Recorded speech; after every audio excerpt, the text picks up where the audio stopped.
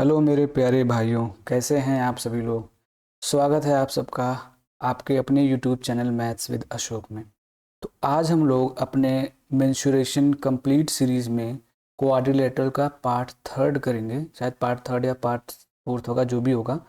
उसमें हम लोग शुरू करेंगे ट्रिपीजियम। तो बिल्कुल स्टार्टिंग से होगा, बिल्कुल बेसिक से होगा। तो अगर आपने प्रीवियस क्लासेस नहीं भी देखी हैं तो ये आपको कम्प्लीटली समझ में आएगा, क्योंकि मैं एकदम एकदम शुरुआत से स्टार्ट करूँगा। ठीक है, बिल्कुल डेफिनेशन से। और इसके सारे टाइप्स के क्वेश्चन जो अभी तक एग्जाम्स में पूछे गए हैं, चाहे वो एसएससी का जी हो या एसएससी जीडी में हो, सीजीएल में हो या रेलवे एनटीपीसी में हो, सारे क्वेश्चंस लिए गए हैं।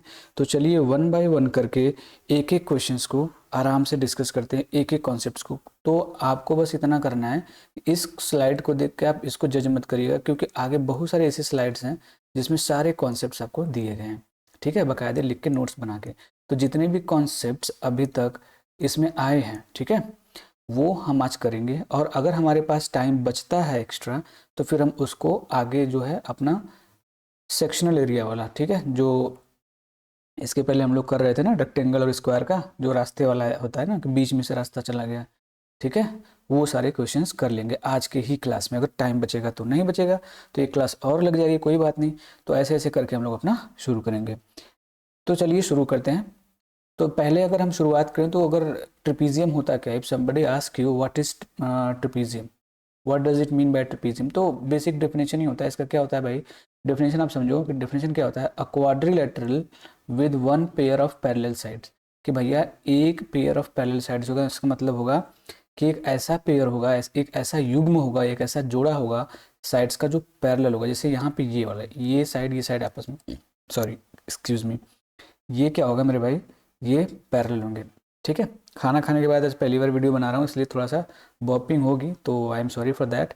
ठीक है, बाकी हम लोग अपना शुरू करते हैं। ठीक है, तो अगर हम क्या डिस्कस कर रहे थे कि एक quadrilateral with one pair of parallel sides, ठीक है, ऐसा क्वाड्रिलेटरल जिसमें एक साइड क्या हो, एक पेयर पैरेलल हो, मतलब ये अपोजिट साइड देखो पैरेलल है। ठीक है, कोई दिक्कत परेशानी नहीं होनी चाहिए। ठीक है, तो यहाँ पे आपको सबसे इंपॉर्टेंट चीज़ क्या रखनी है कि इसका फार्मूला क्या होता है। ठीक है, फार्मूला ही बेसिकली आपसे पूछा जाएगा। तो इसका फार्मूला क्या होता है, तो 1/2 सम ऑफ पैरेलल साइड। अगर इसको आप ऐसे मानो कि अगर मान लो मैंने इसको ए मान लिया, इसको बी मान लिया, ठीक है, और मैंने यहाँ से इसका हाइट खींच दिया, ठीक है, ऐसे समझना, मैंने यहाँ से इसका हाइट खींच दिया ऐसे। ठीक है, तो इसका हाइट मान लेते हैं एच है अभी के लिए। ठीक है, तो इसका फार्मूला क्या हो जाएगा, तो कहोगे sir 1/2 into sum of parallel side, sum of parallel side into height. ठीक है, कोई दिक्कत परेशानी नहीं होनी चाहिए। अच्छा, एक चीज़ और याद रखिएगा, ये लाइन और ये लाइन, ये दोनों लाइन सेगमेंट क्या है मेरे भाई, पैरेलल हैं। जब ये दोनों लाइन सेगमेंट पैरेलल है तो इनके बीच का जो परपेंडिकुलर डिस्टेंस होगा वो हमेशा बराबर होगा। इसलिए अगर ये डिस्टेंस नापो या फिर ये डिस्टेंस मेजर करो, दोनों बराबर ही आएगा, ये भी एच ही होगा। क्योंकि हम जाते हैं अगर दो लाइन पैरेलल है तो इनके बीच का जो परपेंडिकुलर डिस्टेंस होता है वो हमेशा इक्वल होता है।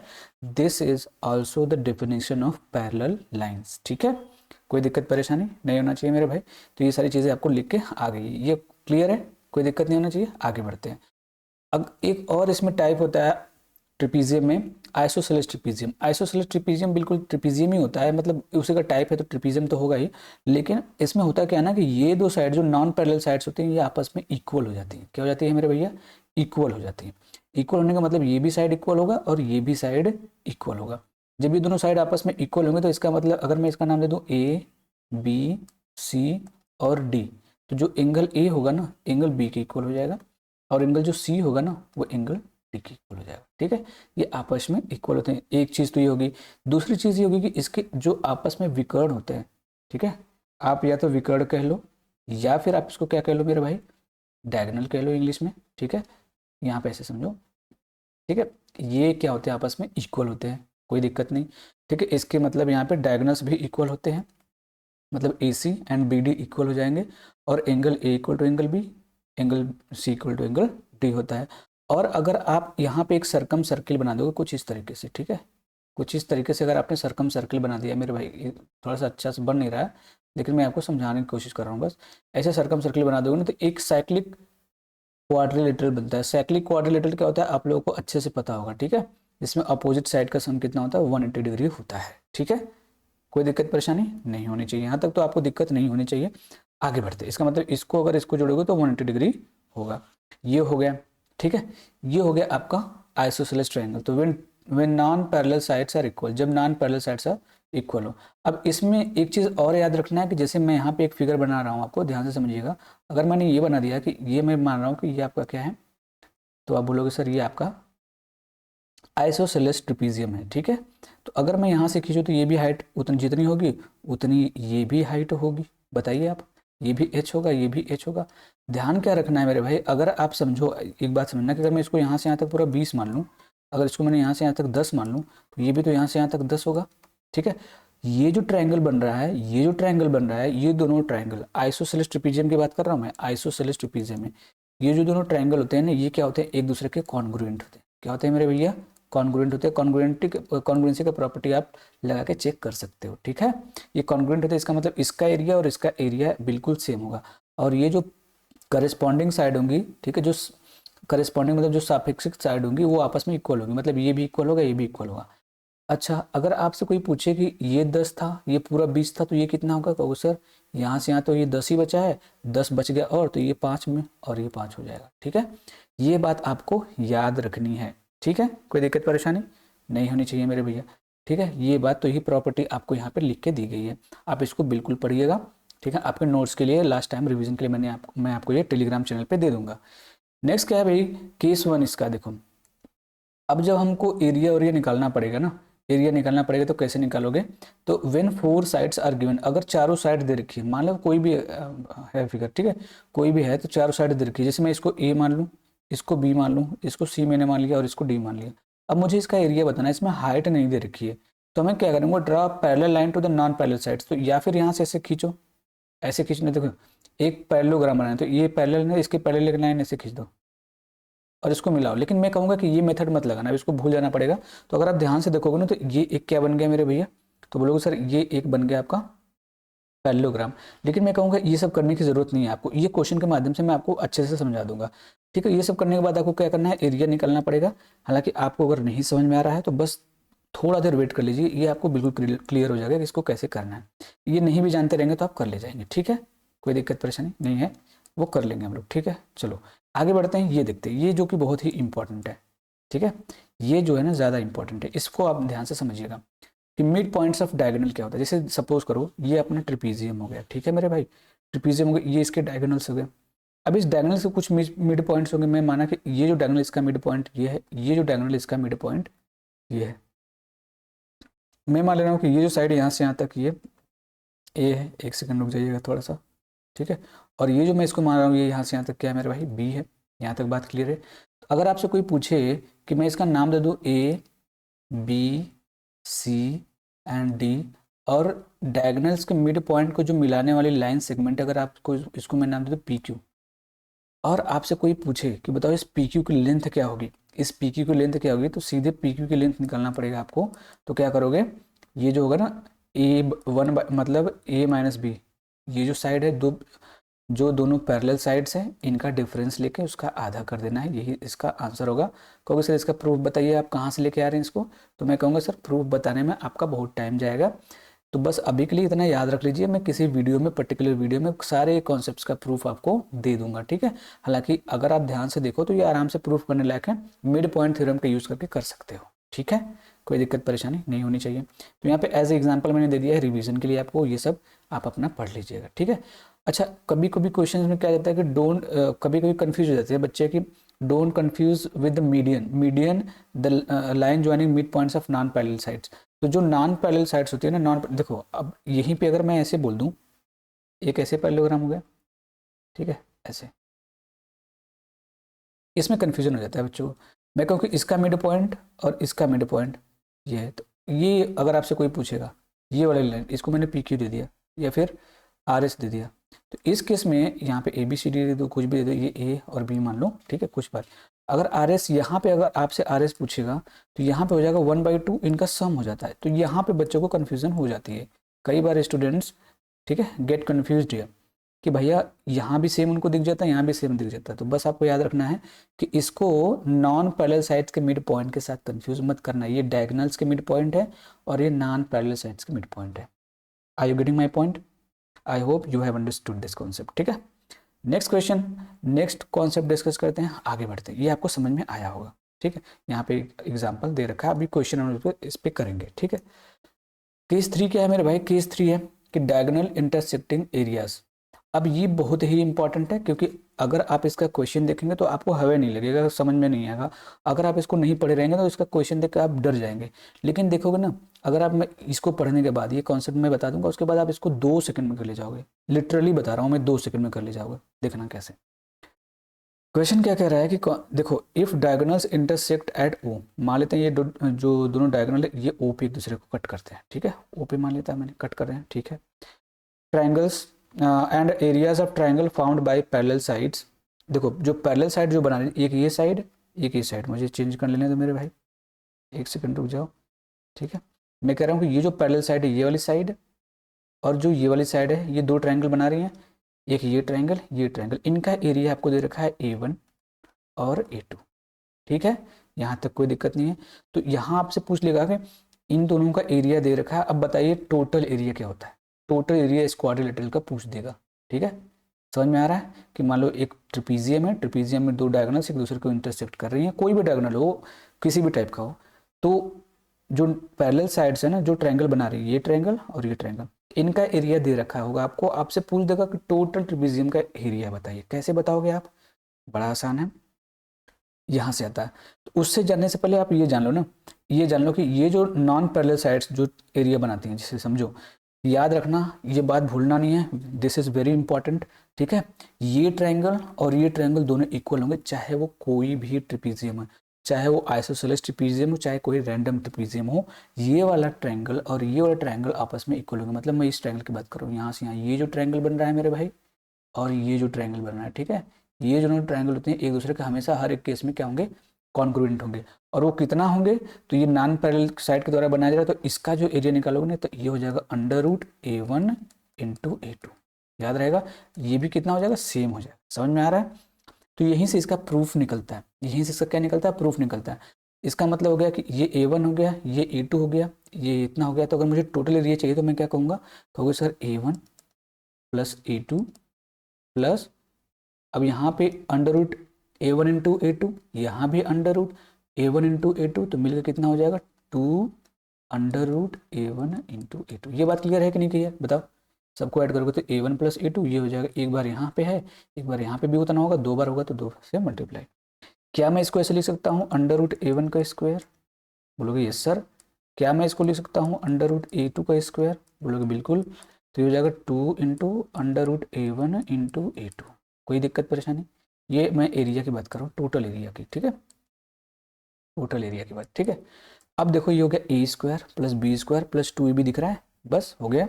मतलब √A1 प्लस √A2 का स्क्वायर हो गया। 2 सेकंड में आप कर ले जाओगे। इसका मतलब अगर इसका एरिया दे रखा होगा और टोटल एरिया पूछेगा तो मैं क्या करूँगा? इनका अंडर रूट लेके उसका सम निकालूंगा और उसका स्क्वायर कर दूंगा, ये अपना आंसर हो जाएगा। यहाँ पे आपको दे रखा है कि ट्रिक फॉर टोटल एरिया दिया है कि टोटल एरिया जो होता है ये होता है। आपको ये बात क्लियर हो गई होगी मेरे हिसाब से। नहीं हुई होगी तो क्वेश्चन के माध्यम से आपको कंप्लीट क्लियर हो जाएगा, डोंट वरी, ठीक है। आगे बढ़ते हैं, देखते हैं areas of triangles on non parallel sides. वही है मैंने जो अभी बताया, ये निकालोगे तो कहाँ से आएगा? अब कहोगे सर इसका भी प्रूफ दीजिए, तो प्रूफ तो मुझे आता है भाई, ठीक है। बिना प्रूफ के मैं यहाँ पे आपको कुछ नहीं पढ़ाता हूँ, पहले मैं प्रूफ करता हूँ, देखता हूँ, उसके बाद आता हूँ। लेकिन मैं देखा कि प्रूफ इसका बहुत ही बड़ा है, ठीक है। तो अभी हम लोग उसको डिस्कस नहीं करेंगे। कभी फ्यूचर में अगर आप बोल दोगे तो मैं एक एक कॉन्सेप्ट का प्रूफ आपको यूट्यूब पे करवा दूंगा, ठीक है। आगे बढ़ते हैं नेक्स्ट कॉन्सेप्ट की तरफ। अब क्वेश्चन आ गया, आपको इतनी सारी चीज़ें आपको याद रखनी है। अगर आप नहीं याद रखोगे तो क्वेश्चन नहीं कर पाओगे, ठीक है। आपको ये याद रखनी है मेरे भाई, ठीक है, डन है। अब क्वेश्चन करोगे तो बिल्कुल आपको समझ में आएगा, एक एक चीज़ देखना। The first question is the parallel sides of a trapezium are 25 centimetre and 11 centimetre.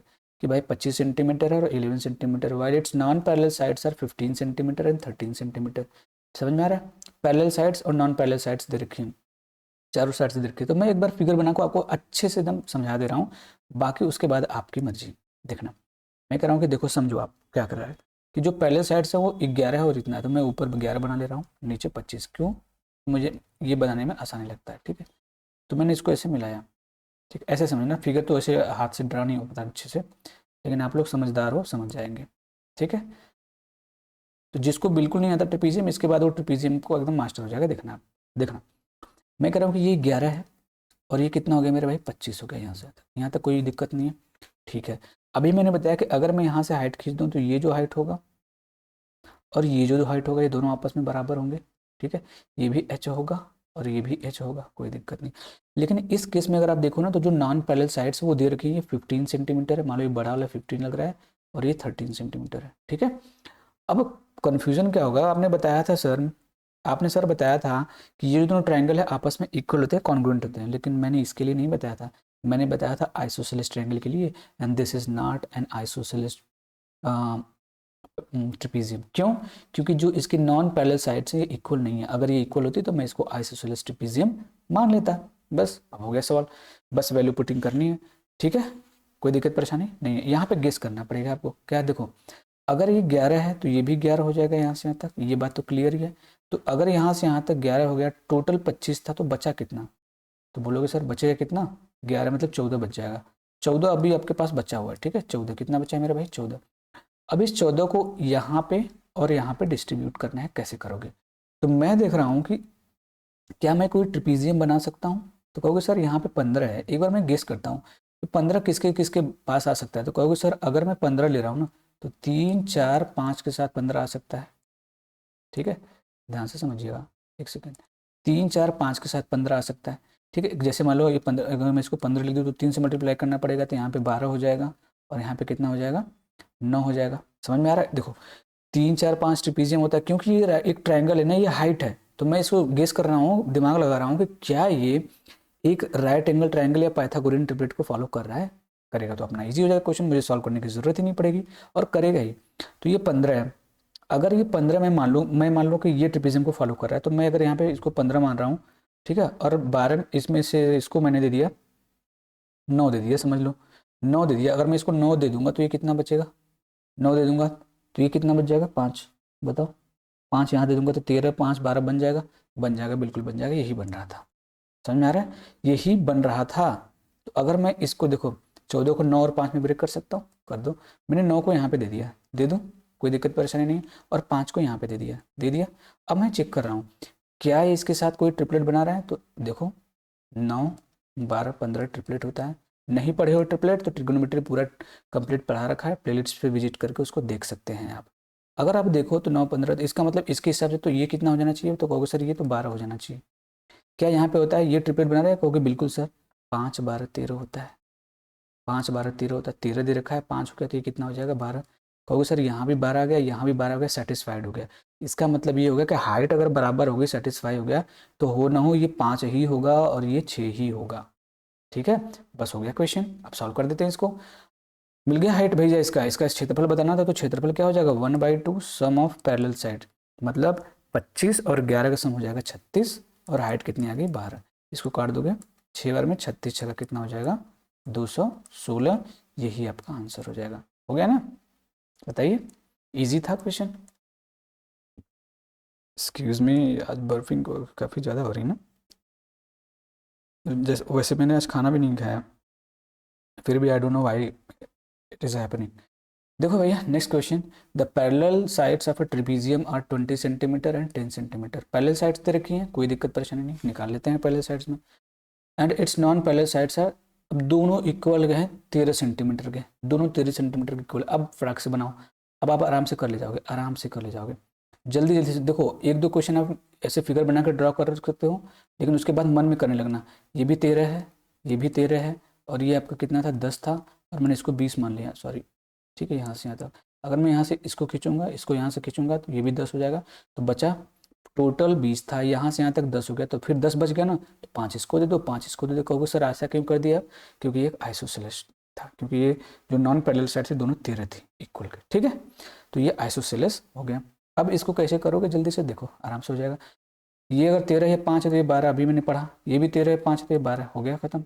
Height कितनी होगी? 12, तो 1/2 into sum of parallel sides, मतलब जोड़ दो 20 10 30, सम ऑफ पैरेलल साइड ना 20 10 30, हाइट हो गया 12, कर दो।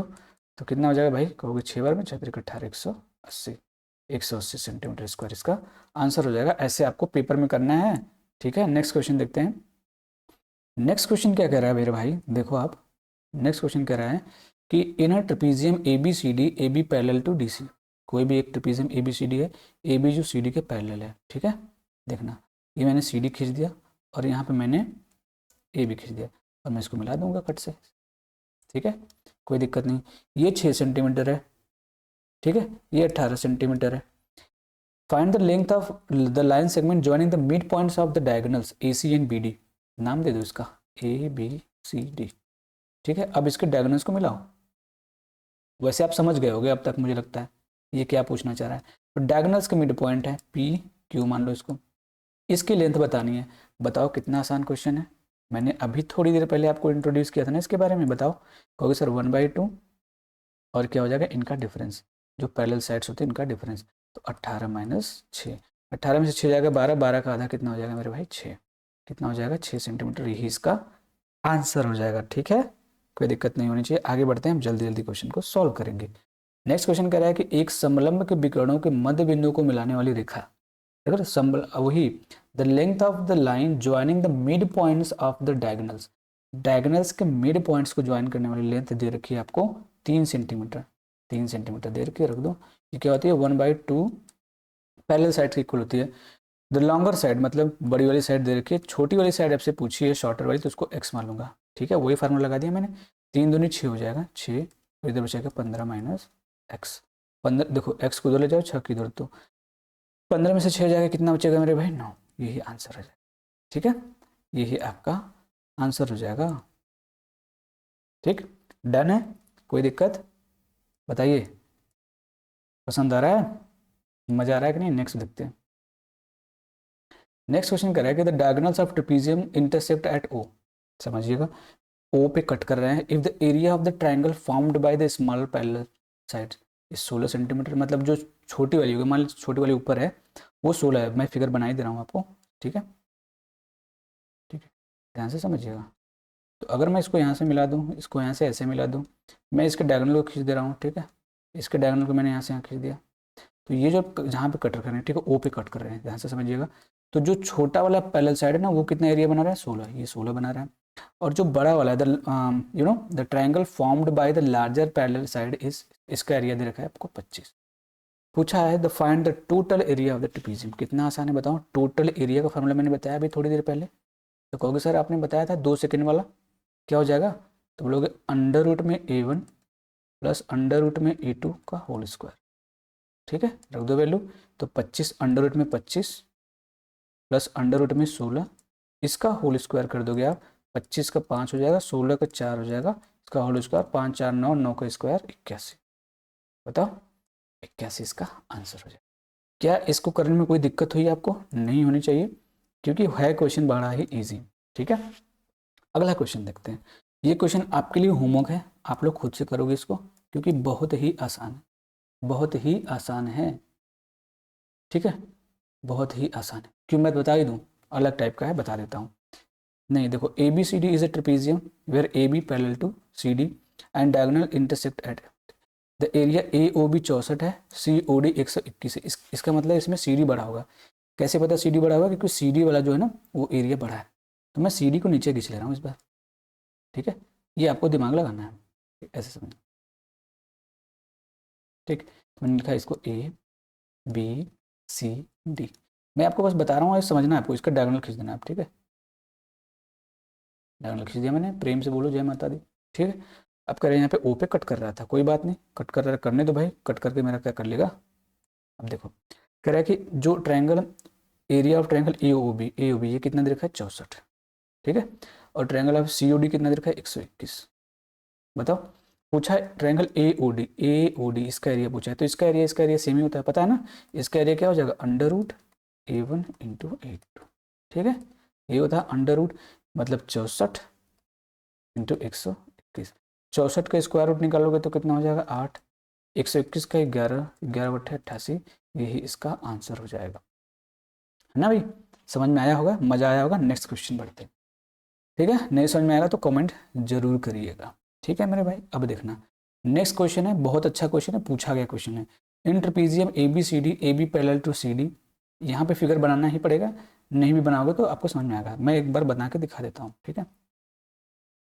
ध्यान समझना, A B parallel to C D, तो ऐसे खींच लेना भाई सी डी और यहाँ पे ए बी, ठीक, बना दो। ट्रेपीजियम ही तो बनाना है अपने को, ये पहाड़ थोड़ी है।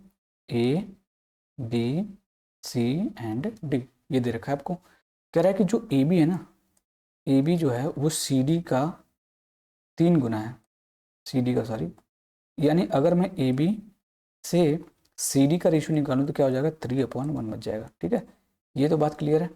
ठीक है मेरे भाई, अगर मैं यहाँ पे देखो तो पूछा सी ओ डी का क्षेत्रफल दे रखा है, मतलब डायगोनल्स तो मिलाना ही पड़ेगा आपको, क्योंकि सी ओ डी का पूछा है ना, सी ओ डी का डायगोनल्स तो मिलाना ही पड़ेगा। इससे आँख पे चुभ रहा है मुझे, तो आप लोग को तो और चुभेगा ना, पेन चेंज कर लेता हूँ। ठीक है, सी इसको मैंने ओ पे काट दिया, तो सी ओ डी का एरिया दे रखा है कितना, 12 है, ये 12 है। ठीक है, तो ए ओ डी का क्षेत्रफल बताइए, ए ओ डी का। तो मैं यहाँ पे एक इंपॉर्टेंट कॉन्सेप्ट बताने जा रहा हूँ, ध्यान से समझिएगा, ध्यान से समझिएगा। देखो ये वाला एंगल, अगर मैं इसमें देखो इन triangle C O D and triangle A O B, इस अगर इसमें आप ध्यान से देखो तो क्या आपको पता है कि ये वाला एंगल इस वाले एंगल के इक्वल हो जाएगा। तो क्यों सर, क्योंकि ये पैरेललोग्राम था, सॉरी ये पैरेलल था, ये पैरेलल था इसके, तो ये क्या हो जाएगा, एक इंटरसेक्टिंग लाइन हो जाएगी। इंटरसेक्टिंग लाइन, देखो जब कोई पैरेलल लाइन से जाती है उसको कोई लाइन इंटरसेक्ट करती है ऐसे, ठीक है, तो ये वाला एंगल इसके इक्वल हो जाता है, ये वाला एंगल इसके इक्वल हो जाता है, इसको हम लोग बोलते हैं ऑल्टरनेट एंगल। ठीक है, सेम ये वाला एंगल इसके इस वाले एंगल के इक्वल हो जाएगा, बताओ कोई दिक्कत परेशानी नहीं। और ये वाला एंगल इस वाले एंगल के इक्वल हो जाएगा, क्योंकि वर्टिकली अपोजिट एंगल है। कहोगे सर तीनों एंगल आपस में इक्वल होंगे, तो क्या हो जाएगा, सिमिलर हो जाएगा, मतलब triangle C O D similar होगा ट्रायंगल ए ओ बी के। ये सारी चीज़ें तो आपको पता है, बचपन में पढ़े हो, नहीं पढ़े हो तो कमेंट कर देना, मैं इसको भी पढ़ा दूंगा ज्योमेट्री में बेसिक से। ठीक है, जब ये सिमिलर हो गया ना मेरे भाई, तो जो इनके एरिया का रेशियो होगा, जो इनके एरिया का रेशियो होगा उसका स्क्वायर, सॉरी जो इनके साइड का रेशियो होगा उसका स्क्वायर कर दोगे ना, तो एरिया का रेशियो होगा। तो साइड का रेशियो कितना है, तो कहोगे 3/1 है, तो एरिया का रेशियो कितना हो जाएगा, तो बोलोगे सर अगर मुझे एरिया का रेशियो निकालना है तो ये कितना हो जाएगा, ए बी है ना, ए बी 3 का स्क्वायर ये कितना हो जाएगा, 9। ठीक है, और ये कितना, ये तो 1 ही होगा भाई। एरिया का अगर रेशियो निकालोगे, एरिया का ध्यान से समझना, तो कितना हो जाएगा, 3 का स्क्वायर रेशियो 1 का स्क्वायर, तो 9/1 हो जाएगा। 1 की वैल्यू आपको दे रखी है 12, देखो क्वेश्चन में 12, छोटा वाला था ना, छोटा वाला 12 दे रखा है, तो इसकी वैल्यू कितनी हो जाएगी, 9 × 12, 12 9 कितना हो जाएगा, 108। ये बात क्लियर है आपको। अगर ये दोनों ट्रायंगल सिमिलर हैं तो इन दोनों साइड की जो रेशियो होगा उसका स्क्वायर कर दोगे तो इनके ट्रायंगल का एरिया का रेशियो आ जाएगा। अच्छा, आपको कभी कभी इसका रेशियो दे देगा, इसका और इसका रेशियो दे देगा, तब भी आपको वही काम करना है, क्योंकि करेस्पॉन्डिंग साइड कुछ भी लीजिए, एरिया का रेशियो वही ये आना है। ठीक है, कोई दिक्कत परेशानी नहीं होनी चाहिए।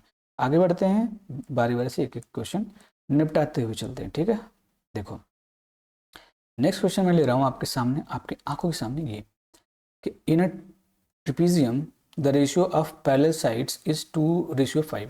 जो पैरेलल साइड्स है ना वो 2:5 है। ठीक है, the distance between the mid points of diagonals is 12 centimetre. अब देखो ये क्वेश्चन वही वाला है, लेकिन इसमें फंसाया कैसे है आपको, इसमें फंसाया कैसे है देखना ध्यान से। मैं कह रहा हूँ कि ये आपका ऐसे समझना पैरेललोग्राम है, क्योंकि मुझे आपको इमेजिनेशन करना है, इसलिए मुझे बार बार फिगर बनाना पड़ रहा है। एक बार आप सीख जाओगे तो आप इसको खुद भी उड़ा दोगे। तो इसका डायगोनल यहाँ मैंने खींच दिया ऐसे, इसका डायगोनल मैंने यहाँ पे ऐसे खींच दिया। अब इसका मिड पॉइंट मैंने ले लिया कुछ ये आपको 12 दे रखा है। बाकी इसका है, इसको अगर मैं 2x मान लूँ, इसको 5x मान लूँ, तो ये साइड दे रखी है, क्योंकि ये रेशियो में था ना, तो ये एक्चुअल में नहीं था, तो मैंने इसको एक्चुअली मैंने मान लिया कि 2x है, ये 5x है। बचपन से मानना आपको सिखाया होगा कि मान लो कि वो आपकी गर्लफ्रेंड है, वो आपका बॉयफ्रेंड है। ठीक है, भले उसको पता ना हो, लेकिन यहाँ पे भाई वो तुम्हारी भाभी है। ठीक है, यही चलता है आप लोगों को। ठीक, स्कूल में तो यही चलता है, कॉलेज में। ठीक है, देखते हैं, तो वही फार्मूला लगाएंगे कि भाई जो ये लेंथ होती है ना वो क्या होती है, 12 इक्वल टू क्या हो जाएगा, 1/2 इनका डिफरेंस, इनका डिफरेंस, इसका और इसका डिफरेंस, तो 5x - 2x। 12 दूनी कितना हो जाएगा मेरे भाई, तो बोलोगे 24। 5x में से 2x जाएगा 3x, 3 से ये कट जाएगा, 8 बार में x की वैल्यू कितनी आ गई, 8। क्वेश्चन क्या पूछा था, बड़ी समांतर भुजा की लंबाई बताइए, तो इसकी वैल्यू पूछी थी, तो 8 पंजे 5 × 8 करना पड़ेगा। अब 8 पंजे कितना हो जाएगा, 40। 40 है क्या ऑप्शन में कि नहीं है, बिल्कुल है। ठीक है, आगे बढ़ते हैं, इसको देखते हैं। The parallel sides of N isosceles trapezium, isosceles trapezium दिया है कि 14 सेंटीमीटर है और 24 सेंटीमीटर है। If its non parallel sides are 13 centimetre each. ये आपका होमवर्क है, ठीक है। वही वाला क्वेश्चन सेम है, ये आपके लिए मैं होमवर्क दे रहा हूँ, आप इसको करेंगे, नहीं करेंगे तो आपकी हड्डियाँ गुड्डियाँ टूट जाएंगी, ठीक है। ठीक है मेरे भाई, बोलो ये होमवर्क सही है ना? इसका आंसर जरूर कमेंट करिएगा यार, कमेंट किया करो थोड़ा बहुत, इससे इंगेजिंग बढ़ती है ना थोड़ा सा। आप लोग मुझे सपोर्ट नहीं करोगे तो कौन करेगा, बताइए आप लोग। आगे बढ़ते हैं, ठीक है। नेक्स्ट क्वेश्चन देखो है कि in an isosceles trapezium the length of parallel sides are 10 centimetre and 22 centimetre, ठीक है। ये क्वेश्चन अच्छा है, इसमें आपका तेल निकल सकता है, ठीक है। कैसे करना है देखना। The height of the trapezium is 8 centimetre, find the length of its diagonal. इसके डायगोनल का लेंथ बताना है आपको, कैसे बताना देखना। इस बार तो आपको ध्यान लगाना पड़ेगा, नहीं तो कोई चारा नहीं है आपके पास। ध्यान से, ये 10 है, ये 22 है, मैं इसको इससे मिला दे रहा हूँ, इसको थोड़ा सा इसको बढ़ा के इससे मिला दे रहा हूँ, ठीक है। ये आपका हो गया, बड़ा लंबा तंबा बना दिया भाई मैंने तो, ठीक है। ये 10 हो गया, ये 22 हो गया है भाई, यहाँ से यहाँ तक। कलर चेंज कर दूँ, क्यों कर रहा हूँ भाई? क्योंकि ज़रूरत है मैं यहाँ से डायगोनल खींच दिया, ध्यान से समझना। मुझे नहीं पता है डायगोनल कितना है, मैं यहाँ से अगर हाइट खींचूंगा, मुझे मान लो इसी की लंबाई बतानी, तो मैं यहाँ से हाइट खींच रहा हूँ, ठीक है। और तो यहाँ से भी हाइट खींचूंगा ऐसे, ध्यान से समझना। ये इस पर परपेंडिकुलर बनाएगा। जब ये 10 था तो यहाँ से यहाँ तक ये भी कितना हो जाएगा, देख के ही लग रहा है 10 है। अच्छा एक बात याद रखना कि इसकी ऊंचाई आपको दे रखी है 8, यानी ये 8 दे रखा है आपको, यहाँ तक तो दिक्कत नहीं होनी चाहिए। पूछा इसके विकर्ण की लंबाई बताइए, इसके विकर्ण की लंबाई बताइए। अब आप फंस सकते हो, कहोगे सर एक बात बताइए आप मुझे, ये आइसोसेलेस ट्रिपीजियम है, अगर ये 10 है यहाँ से यहाँ तक, ये 10 है, आपके पास बचा कितना? तो बोलोगे सर टोटल 22 था, यहाँ से यहाँ तक ये पूरा 10 ले लिया, तो बचा कितना? 12। अब 12 को हाँ बराबर भागों में बांटना पड़ेगा, क्यों? क्योंकि ये जो ट्रायंगल है, ये जो ट्रायंगल, ये दोनों आपस में इक्वल होते हैं, कॉन्ग्रुएंट होते हैं, ठीक है। तो उनकी जो कॉरेस्पॉन्डिंग साइड्स होंगी वो भी आपस में इक्वल होंगी, मतलब 6 हो जाएंगी आइसोसेलेस में, ठीक है। ये बात क्लियर है? जब ये 6 हो गया तो ध्यान से समझना, तो ये पूरा कितना हो जाएगा? तो बोलोगे सर यहाँ से यहाँ तक पूरा 16 हो जाएगा, यहाँ से पूरा यहाँ तक 16 हो जाएगा। अब यहाँ से आप लगा सकते हो अपना पाइथागोरियन ट्रिपलेट, आपको इसकी वैल्यू निकालनी है। तो क्या हो जाएगा भाई, जो डायगोनल हो जाएगा वो क्या हो जाएगा? अंडर रूट में कहोगे 8 का स्क्वायर प्लस ये हो जाएगा 16 का स्क्वायर, है भाई, कोई दिक्कत नहीं होना चाहिए। तो d इक्वल टू कितना हो जाएगा? तो बोलोगे सर 8 का स्क्वायर कॉमन ही ले लो, तो 8 बाहर आ जाएगा, नीचे यहाँ क्या बच जाएगा? अंदर में यहाँ पे 1 बच जाएगा, यहाँ पे 2 का स्क्वायर 4 बच जाएगा, ठीक है। तो d की वैल्यू क्या आ जाएगी? 8√5, ठीक है। तो d की वैल्यू क्या आ जाएगी? 8, ये होता है लगभग 2.23 के लगभग कुछ होता है। मल्टीप्लाई करो तो 8 दूनी 16 हो जाएगा, और यहाँ पे लगभग एक आएगा, 17 के पास लगभग आंसर आएगा, तो ये आपका आंसर हो जाएगा, ठीक है। 17 लगभग आपका आंसर हो जाएगा, ये करेक्ट, मतलब यहाँ पे डेसिमल में मतलब अप्रॉक्स में आंसर बताना था, तो यही आपका आंसर हो जाएगा। आई होप ये आपको क्वेश्चन समझ में आया होगा, नहीं आया हो तो कोई बात नहीं, आगे फिर बढ़ेंगे, एक बार क्या ही करना है। नेक्स्ट क्वेश्चन देखते हैं। The parallel sides of trapezium are 15 centimetre, 16 centimetre and its area is 960। देखो SSC में पूछा गया क्वेश्चन। अच्छा वो सब क्वेश्चंस भी प्रीवियस ईयर ही थे, मैं लिख नहीं पाया हूँ क्योंकि टाइपिंग करने में ना it takes too much time guys, so I hope you would understand that.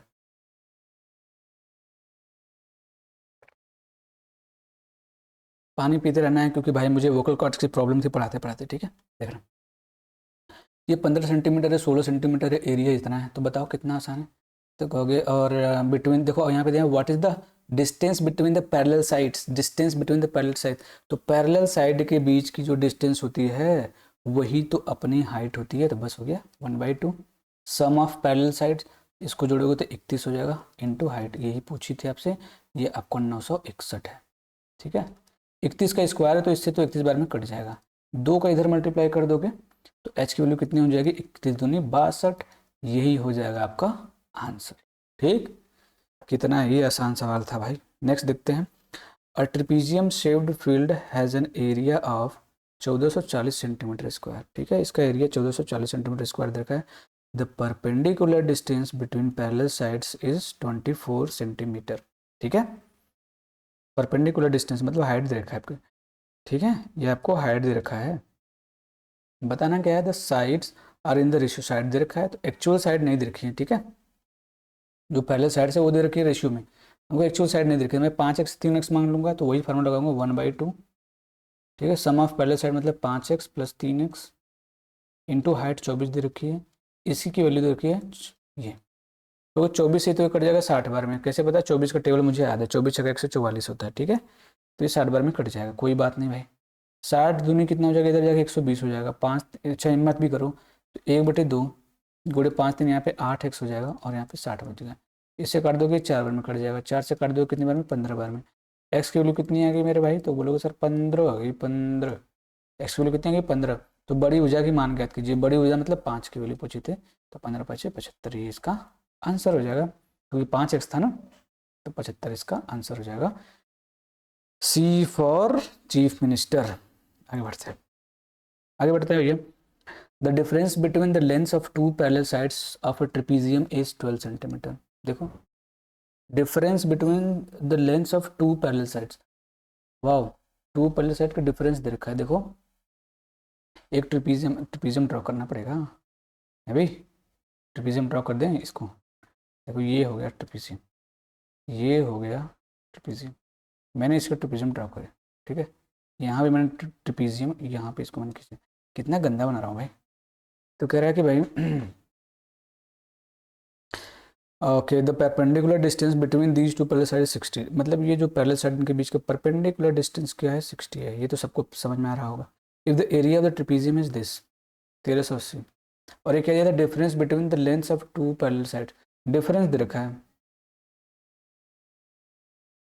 अबे ये सवाल थोड़ा सा है टिपिकल, सवाल थोड़ा सा टिपिकल लग रहा है मेरे को तो। कोई बात नहीं, करेंगे अपन। इस 16 कैसे होगा ये?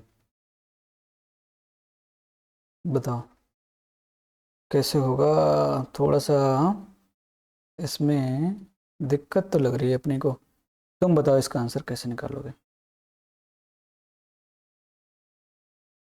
कितना कितना है भाई? 60 सेंटीमीटर। यदि समलंब का क्षेत्रफल इतना दे रखा है तो भुजा आगे तक करिए। दो समांतर भुजाओं की लंबाई के बीच का अंतर मतलब 12। इसका हाइट, हाइट तो 12 नहीं है, के बीच का अंतर मतलब हाइट ये 12 है। ओ मतलब ये समझो ना, यहाँ से हाइट खींच दो, ये 12 है। कोई बात नहीं, कर लेंगे भाई, कर लेंगे अपन। तो पूछा है प्रत्येक समांतर भुजा की लंबाई बताइए। प्रत्येक समांतर भुजाएं की लंबाई बताइए। मतलब ऐसे समझो ना, ये तो मतलब आसान ही था। अगर मैं इसको पूरा यहाँ से यहाँ तक ए मान लूँ, अगर इसको यहाँ से यहाँ तक बी मान लूँ, तो ए माइनस बी दे रखा था 12। क्या ही था भाई, ये क्या ही पागलपंती थी। ठीक है, एक सेकंड भाई, फोन आ रहा है, दस वेट।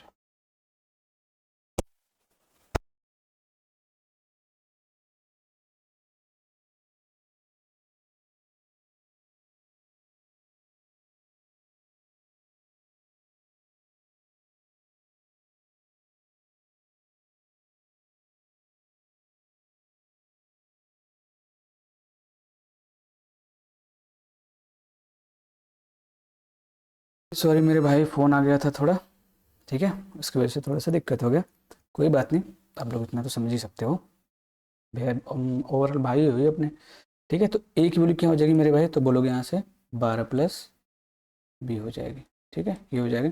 फॉर्मूला लगा दूंगा 1/2 sum of parallel sides. Sum of parallel sides क्या हो जाएगा बताओ आप? सम ऑफ पैरेलल साइड्स तो कहोगे सर ए प्लस ए माइनस बी दे रखा है, ऐसे समझना। इसको मैं नहीं भी करोगे तो समझ में आएगा। ठीक है, ध्यान से समझना, उड़ा दोगे आप, देखना उड़ा दोगे इसको। ठीक है, फोन सोन आ जाता है बीच में ना, डिस्टर्बेंस हो जाता है तो माथा तो भाई अपने। सम ऑफ पैरेलल साइड मतलब ए प्लस बी। ठीक है, इनटू हाइट 60 दे रखी है, ये आपको दे रखा है 1380। ठीक है, काट दो इसको, 0 से 0 मर जाएगा। 2 से इसको काट दोगे 3 बार में कट जाएगा। 3 से इसको काट दो, 3 चौक 12 बचेगा कितना भाई? 1 3 छक 18, ये बचेगा ना। 3 चौक 12 बचेगा, 3 छक 18। तो ए प्लस बी कितना आ गया मेरे भाई? तो बोलोगे 46। ए माइनस बी कितना था? तो बोलोगे सर 12 था। अगर मुझे पूछा क्या है इसमें, दोनों प्रत्येक समांतर भुजा बताइए, तो ए की वैल्यू निकालनी पड़ेगी। तो मैंने कितनी बार बताया कि इनको दो जोड़ के आधा कर दो। तो ए की वैल्यू कितनी आ जाएगी? तो बोलोगे सर बड़े प्रेम से इसको जोड़ोगे तो 58 हो जाएगा। 58 का आधा करना पड़ेगा 29। अगर एक 29 आ गया तो ये ऑप्शन नहीं होगा, ये भी नहीं होगा, ये भी नहीं होगा, यही आंसर होगा। ठीक, इसमें तो करना भी नहीं था पूरा, मैंने थोड़ा सा इसमें टाइम लिया, कोई बात नहीं, चलते हैं, इतना तो चलता ही रहता है।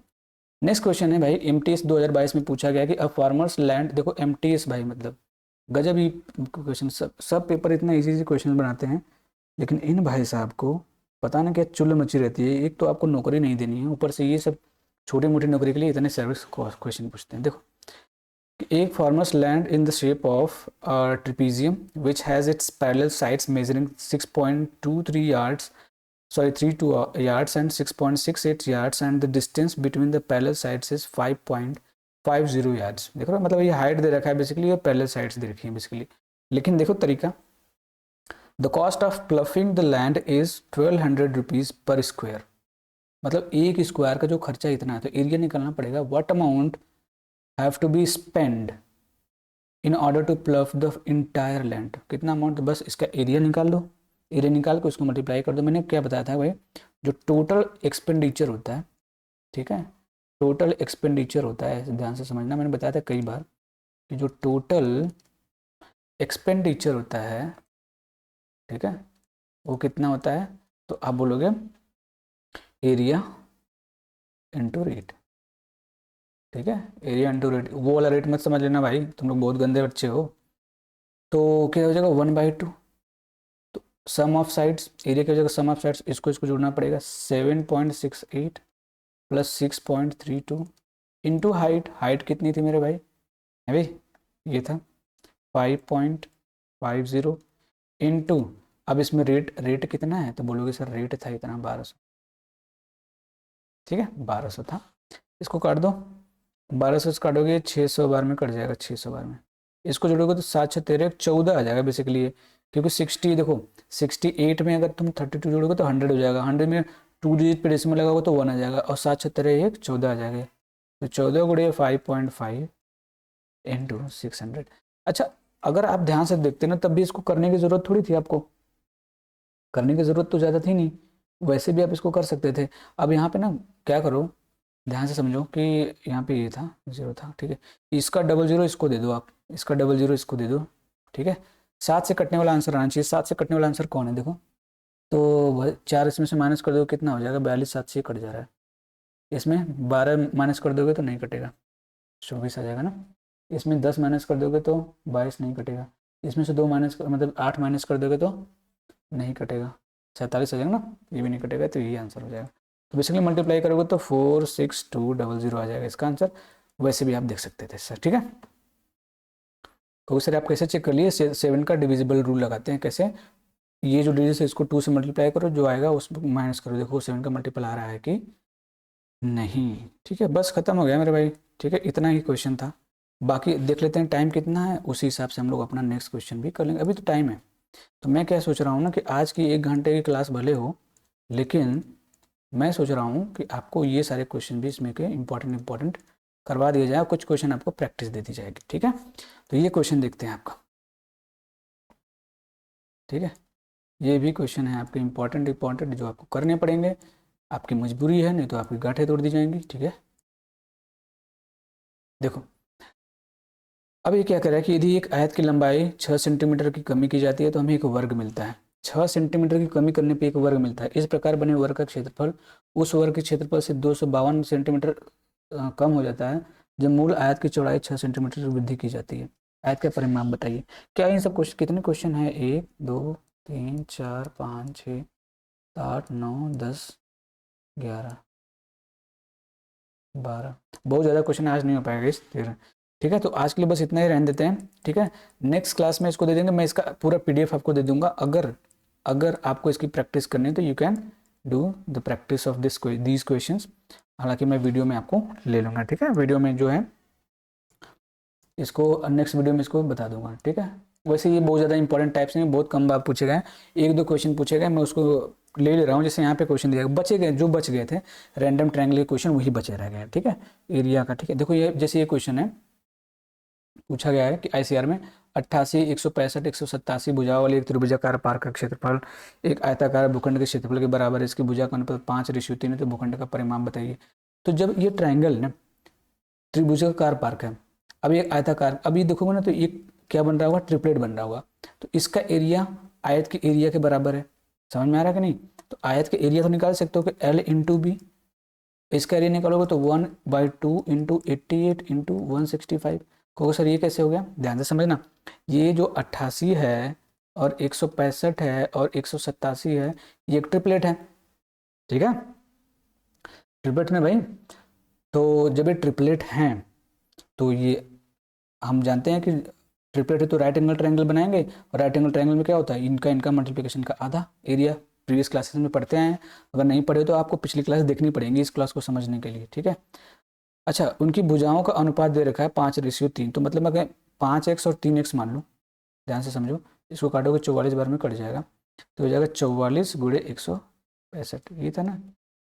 बोलो भाई, ये सेट ट्रिपलेट नहीं बन रहा है क्या, ठीक है। 15 से काट दो, 5×3 15 से काट दो इसको, 15 एकम 15, 15 एकम 15, तो यहाँ बचेगा एक्स स्क्वायर की वैल्यू क्या आ जाएगी 44 गुणे 11, तो एक्स की वैल्यू क्या आ जाएगी अंडर रूट में 44 गुणे 11, बताओ।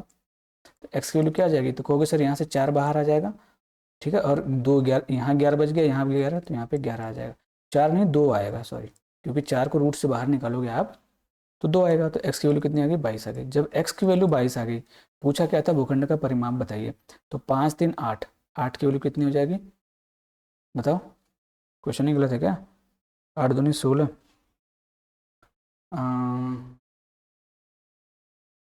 क्षेत्रफल त्रिभुज आयत का भूखंड के क्षेत्रफल के बराबर है, जिसकी भुजाओं का अनुपात भूखंड का परिमाप कितना होगा। तो कितना होता है भाई परिमाप, तो 2 क्या होता है भाई 5x + 3x, ये हो जाएगा ना परिमाप। 2l + b होता है, सबको पता है ना, बस यही करना है यहाँ पे। 2 इंटू 5×3 8x, बताओ 8x, तो बस 2 इंटू 8 इंटू एक्स की वैल्यू 22 थी, बताओ। यूनिट डिजिट मैच कर सकते हो, यूनिट डिजिट 8×2 16, 2 32, 32 में ही आएगा, ठीक है 352, ये आंसर है।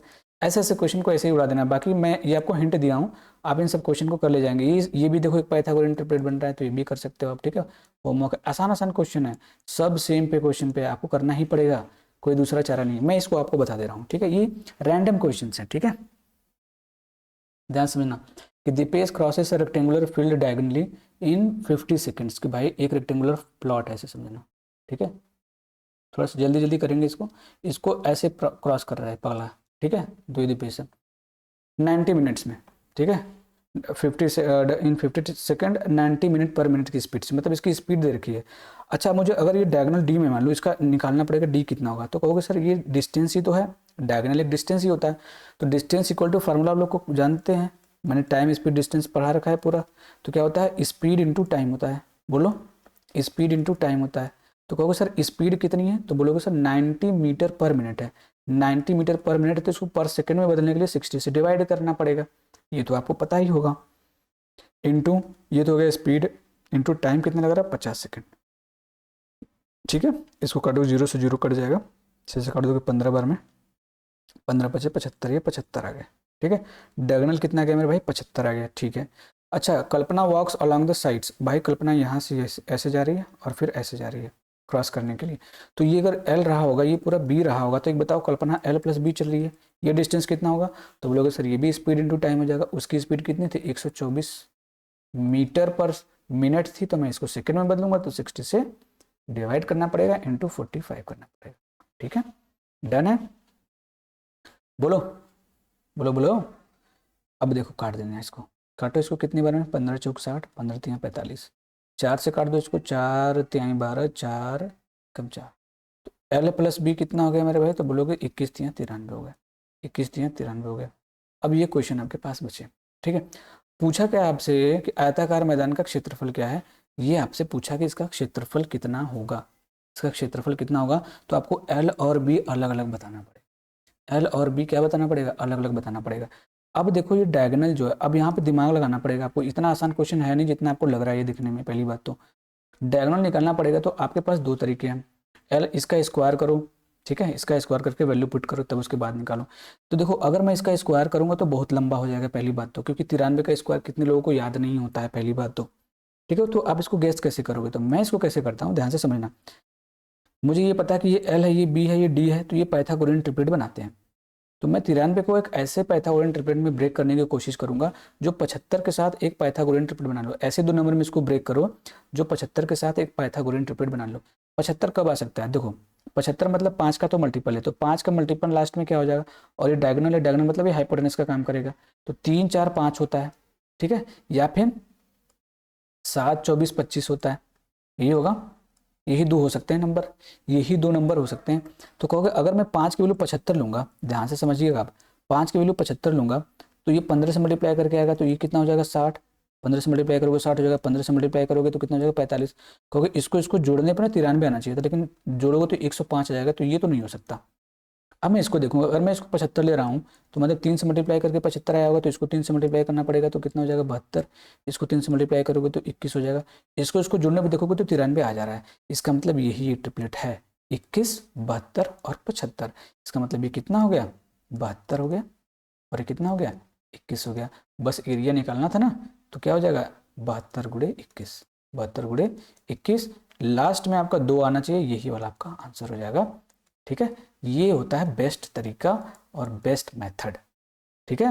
अगर आप इसको करने लग जाए बेसिक मेथड से ना, तो l प्लस बी का स्क्वायर करोगे, इसका स्क्वायर सब्ट्रैक्ट करो, डिवाइड करो, that will be very difficult for you. फिर उसके बाद 75 का स्क्वायर करो, this will be very lengthy, ठीक है। तो I think the method that I told you is good, ठीक है।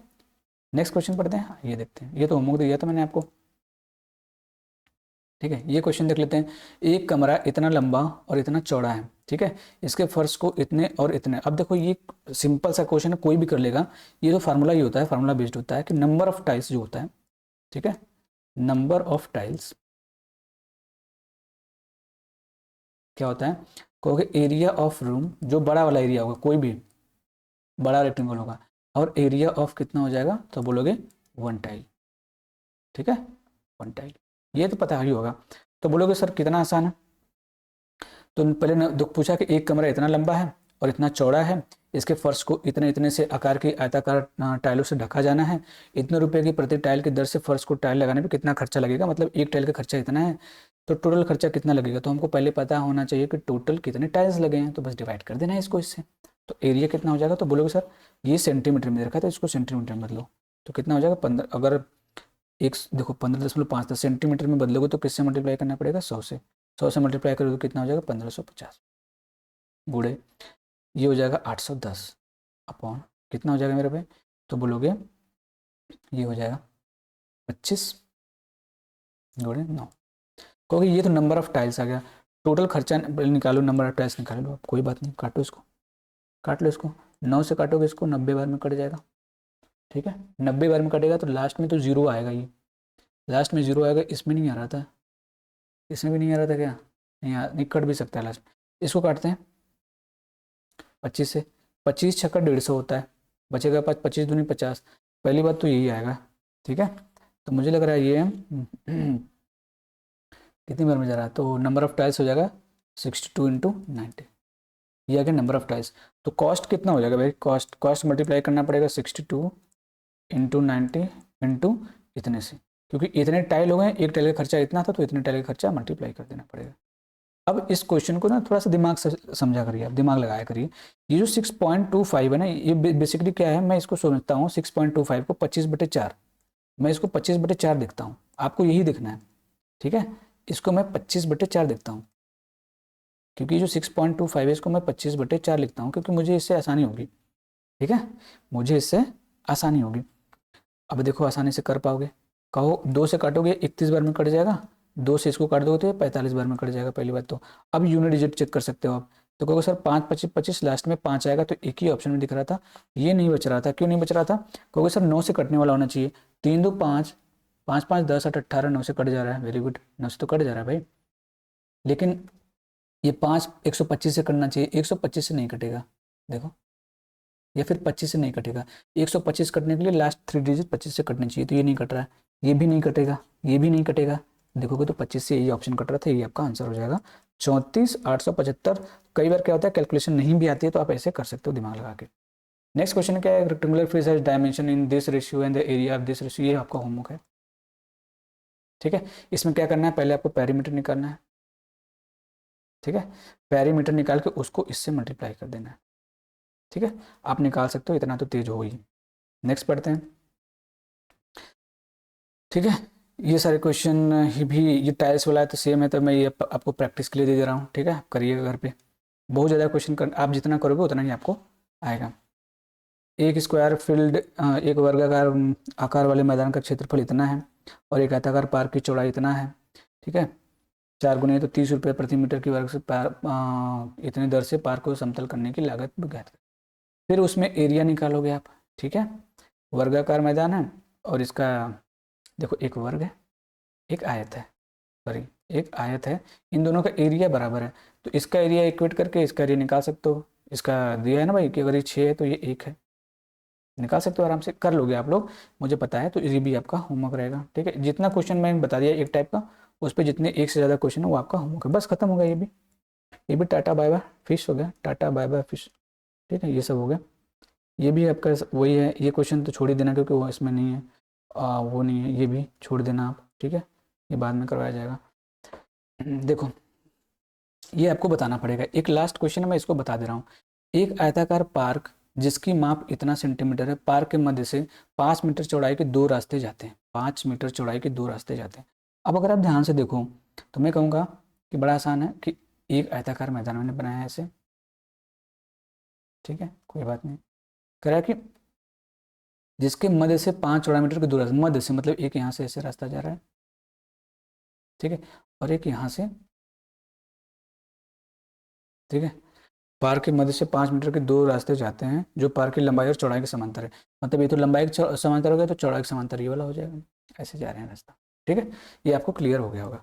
पूछा है कि जो पार्क की लंबाई और चौड़ाई के समांतर जाते हैं तो 60 पैसे पर मीटर स्क्वायर की दर से पत्थर बिछाने का कुल खर्चा होता है। मतलब इन सभी एरिया में पत्थर बिछाना है आपको, इन सभी एरिया में आपको पत्थर बिछाने हैं। तो कैसे बिछाओगे मेरे भाई?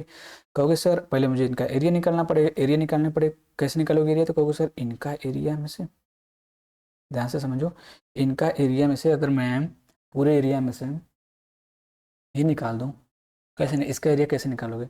तो बहुत आसान है, आराम से कर जाओगे। इसका मैंने पहले ही क्लास में कॉन्सेप्ट बताया था, अगर नहीं बताया होगा तो आप समझ जाओगे। देखो मैं आपको समझा दे रहा हूँ अभी इसी क्लास में। तो कहोगे सर अगर मुझे इस जितना इसका लेंथ होगा, अगर ये 60 था तो ये भी 60 होगा यहाँ से यहाँ तक। अभी ये तो 5 था क्योंकि इसकी चौड़ाई 5 थी, तो इसका एरिया निकाल सकते हो। इस वाले जो ये वाला एरिया ये तो निकल ही सकता है, तो इसका एरिया क्या हो जाएगा? एरिया ऑफ पाथ अगर निकालोगे आप, एरिया ऑफ पाथ निकालोगे तो कितना हो जाएगा? क्योंकि इस रास्ते का एरिया कितना हो जाएगा? 60 गुणे। ठीक है मेरे भाई, कोई बात नहीं। फिर इसका एरिया निकालना पड़ेगा। कहोगे सर ये कितना होगा? तो कहोगे जितना ये रहा होगा। ठीक है, तो ये 40 था तो ये भी 40 होगा, और ये तो 5 था ही, तो प्लस 40 × 5 है भाई। कहोगे सर यही इसका एरिया नहीं होगा? ये देखो ना, अगर मैं इस रास्ते से यहाँ पे जाऊँगा और इस रास्ते से भी यहाँ पे जाऊँगा ना, तो ये जो एरिया बच रहा है बीच वाला ना, इसको मैंने 2 बार कवर कर दिया, तो एक बार इसको माइनस करना पड़ेगा। इसका एरिया कितना हो जाएगा? कहोगे सर चौड़ाई 5 थी, ये भी 5 थी, तो 5 × 5 हो जाएगा। ये इसका एरिया आ गया। ठीक है, एरिया कितना हो जाएगा? 6×5 = 30, 4×5 = 20, 30, 300 और 200 500 हो जाएगा। 500 में से अगर मैं 25 माइनस कर दूँ तो 475, ये इसका एरिया आ गया। ठीक है, डन है, कोई दिक्कत परेशानी नहीं होनी चाहिए। ठीक है, मीटर स्क्वायर में आ गया, कोई बात नहीं। फिर कह रहा है कि इसका खर्चा बताइए, तो टोटल कॉस्ट निकालना है, तो कॉस्ट कितना हो जाएगा? तो बोलोगे सर एरिया में मल्टीप्लाई कर देते हैं 60 से। ठीक, यही हो जाएगा। मल्टीप्लाई करने के बाद अगर आप देखो ना, ये जो आएगा पैसे में आएगा। किस में आएगा मेरे भाई? बोलोगे सर पैसे में आएगा, पैसा पैसा करती है तो पैसे पे क्यों मरती है, उस पर आएगा।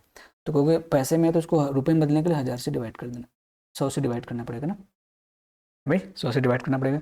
1 जीरो से 1 जीरो मर जाएगा। ठीक है, 5 से काटोगे 2 बार में, 5 से इसको काट दो तो 5 9 45 बचेगा 2, 5 25 25, मतलब 19 का तो मल्टीपल आ रहा है। 19 का मल्टीपल ये नहीं है क्योंकि 95 आएगा ना ऊपर, ऐसे कर दोगे 3 बार में कट जाएगा। कर दो 5 3 15, लास्ट में 5 आएगा, 19 से ये कट जाएगा, 19 से कम 19 नहीं कटेगा ना, ये तो नहीं कट रहा है न। अरे 1 9 3 27 270 में ये हो जाएगा 250। ठीक है, ये आपका इतना रुपये आंसर हो जाएगा। ये सारी चीज़ें अब बस खत्म हो गई, आज यहीं पे एंड करते हैं। ये क्वेश्चन आपका बड़ा इजी है, वही सेम कॉन्सेप्ट पे है, बस आपको ध्यान रखना है। ये क्रॉस रोड वाली ये भी क्वेश्चन है, इसको आप अपने से करेंगे, आपका उसी क्वेश्चन पे होमवर्क नहीं आएगा तो बता दीजिएगा, मैं सोल्यूशन आपका टेलीग्राम चैनल पे डाल दूंगा इसका। ये क्वेश्चन है, ये हो जाएगा। ये बहुत आसान क्वेश्चन है, जितना दिख रहा है उतना है नहीं इसमें, बस बड़ा सा क्वेश्चन हो गया ये। ठीक है, टाइम देख रहे हो क्योंकि ज़्यादा टाइम हो जाएगा ना तो वीडियो देखते नहीं हैं आप लोग। ठीक है, हो गया 1 घंटा। तो बस मेरे भाई ये भी आपका होमवर्क दे रहा हूँ, नहीं मैं इसका शॉर्ट बना दूंगा ना, इस क्वेश्चन का मैं शॉर्ट बना को आपको दे दूंगा, ठीक है। तो वहाँ से आप शॉर्ट देख लीजिएगा, इतने बड़े क्वेश्चन का भी मैं शॉर्ट बना दूंगा, ठीक है। तो बस आज के लिए इतना ही है। मुझे आई होप वीडियो आपको अच्छी लगी होगी, इन्फॉर्मेटिव लगी होगी। अगर पसंद आई होगी तो चैनल को सब्सक्राइब करिएगा, ठीक है। वीडियो को लाइक करिएगा और जितना हो सके उतना शेयर करिएगा। और जितने भी क्वेश्चन मैंने आपको दिए हैं उसका, अगर आप जितने भी क्वेश्चन कर सकते हो उसका आंसर प्लीज़ कमेंट करिएगा, क्योंकि आपके कमेंट करने से मुझे मोटिवेशन मिलता है कि there are some serious aspirants who are preparing for the their government examination, their goal, ठीक है। तो that will be very motivational for me. तो बस आज के लिए इतना है, tata bye bye, take care मेरे भाइयों, ठीक है। जय हिंद।